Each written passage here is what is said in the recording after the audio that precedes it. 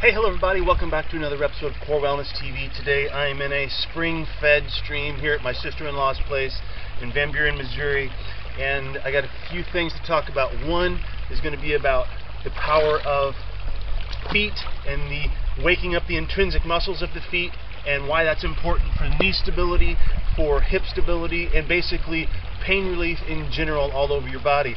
Number two is about how to clear out your gut mess that we all have in our guts, or most of us have in our guts, from chronic antibiotic use in animal feed and antibiotic use for medicinal reasons, from all of the cleanliness we have in our environment, all of the antibacterial everything that we have that kind of wipes out our natural good guys and lets the bad guys overgrow in our gut. And the gut is basically our brain, and our gut are the same thing. If you got a gut out of balance, you got a brain out of balance. You got a foggy brain. And then lastly, for the mental or mindset piece is about kind of the same thing. If you get programs in your mind that create an underbrush of growth that doesn't let anything else in, you're going to be stagnant and no good new creative things are going to come up. Just like we cleared off this whole creek bank yesterday, and basically it was just a bunch of multiflora rose and invasive species that kind of took over the whole bank, and now none of the native grasses and the wildflowers and all those beautiful things could come up. So what we did is, or she had somebody come in and cut all of it down, and yesterday we spent the time cleaning out all of the old stuff, cleaning out, detoxing, if you will, all of the old wiring, right? All the old wiring that's in your brain, so they can make way for new creative thoughts, new thoughts that can serve you, that are more efficient, that are movement programs, that are thought programs, that are beliefs about what you should eat, and all that kind of stuff. All of that stuff is basically, wiring is a great metaphor for all of the stuff that grows in your brain that needs to be cleared out to make space for new programs. All right. So the first piece was the nutrition piece, or the foot piece. I'm telling you what, guys, start looking toward, most of us, 95% of us, can start working towards using a minimal type of a shoe. Okay, less control.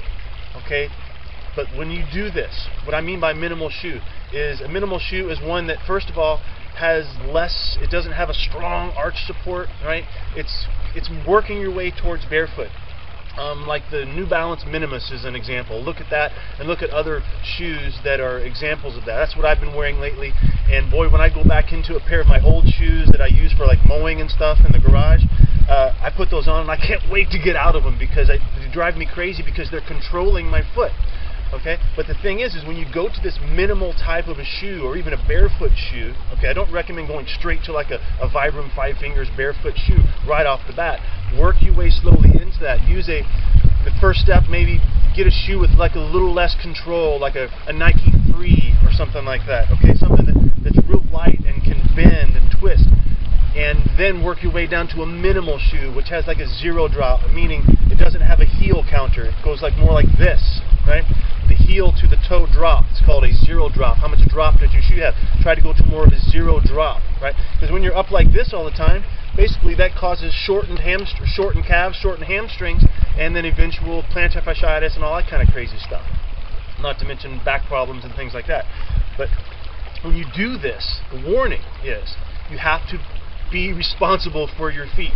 You have to understand that you have to be able to put 3 pillars of your feet on the ground and feel how your foot actually works, right? Getting all 6 pillars down, 3 pillars on each feet, and find each one of those. Become familiar with your support points again, okay? That's number one. And you can make these little short foot exercises, right? You can draw your front pillar back toward your front 2 pillars back towards your back pillars, okay? You don't want to claw your toes like this, right? Your toes, you want to kind of keep them flat out. You can drag them along, right? But you want to start waking up those feet. Another way to do it is to spread your toes. Work on spreading your toes. Make your big toes go towards one another, and your pinkies go out. Try to spread your toes like a baby. You ever see a baby watch their toes? Like woo, woo, woo, like that all the time. Your toes are like fingers, right?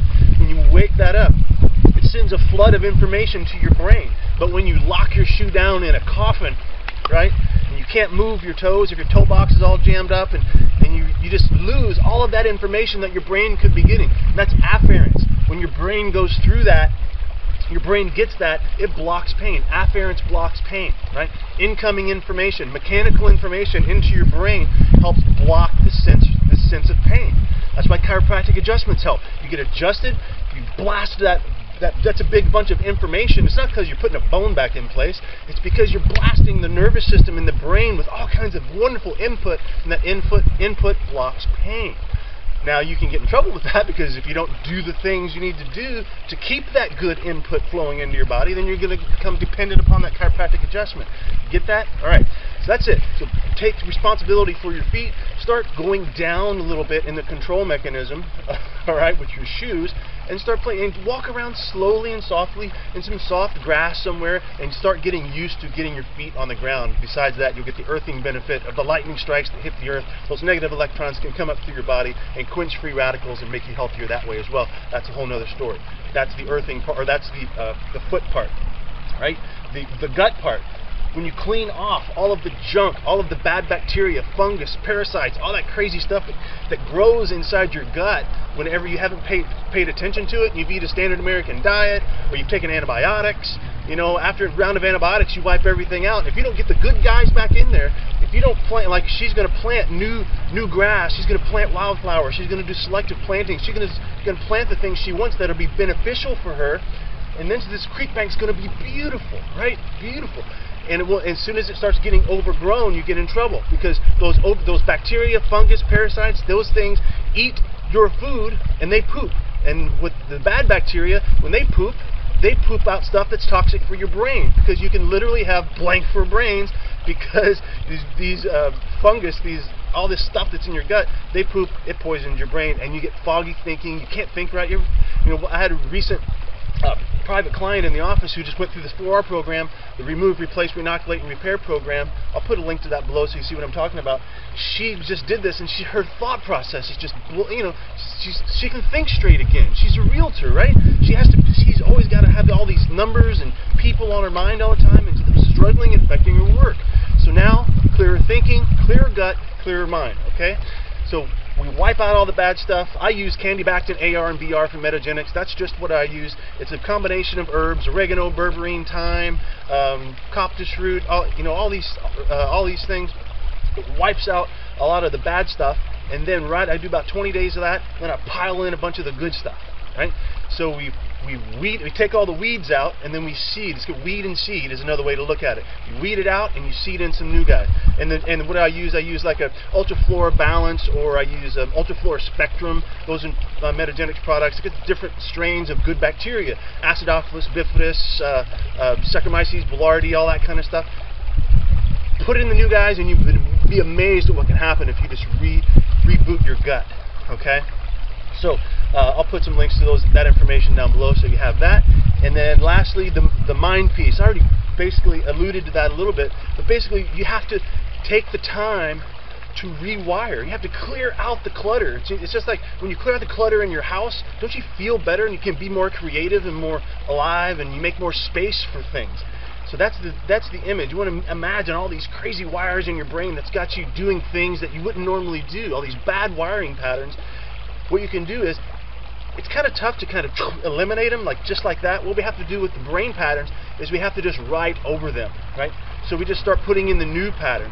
Well, actually, one of the great ways to start clearing out the bad stuff is to be able to quiet it completely. And just listen. And let the natural flow come through. You have to stop. Can you blank your mind completely? Right? Can you blank your mind completely? Can you just listen to the sound of your breath for 5 minutes? It's just meditation, guys. Right? We can do this. We can start to clear out. Imagine that as you do that. Imagine, this is a great metaphor. Imagine taking whatever pattern you have that you keep doing over and over again. Imagining the stream just taking it on down. And just waving goodbye to it. Right? Just imagine, that's what I'm doing right now. I'm in the stream, and all this water is just carrying all my bad patterns away with it. And if you can do that, then you make some space for some new stuff to happen. Hear it? Close your eyes. And listen, that's the sound of your old bad patterns, of your old damaging patterns, floating down the river, out into the ocean. The ocean washes it clean. Okay? That's it for today, guys. Thank you so much for listening. If you have any questions about this, post them down below. I always read the comments on the blog. If you're on YouTube, come to gettoyourcore.com to this post. It's in the description box down below, and I can communicate with you there. Thank you guys so much. I appreciate you listening. Have a great day. Bye-bye.